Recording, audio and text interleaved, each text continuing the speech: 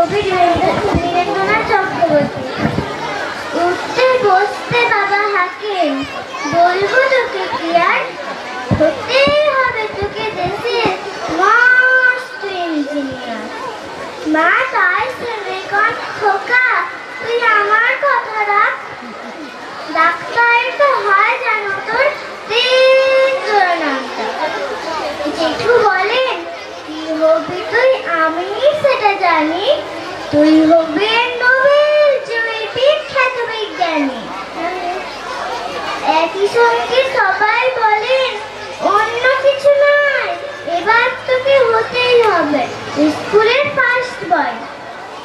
আমার ইচ্ছে ঘুড়ি ওড়াই, লাট্টু ঘোড়াই আর ক্রিকেট খেলি, সাজরে করি মস্ত দিঘি পার।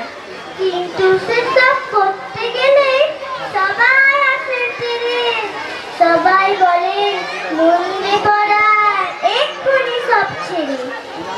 কি আর বলবো এখন আমার অবস্থাতে, এই লেখাপড়া দিন কেটে যায়, কিচ্ছু খেলার নেই।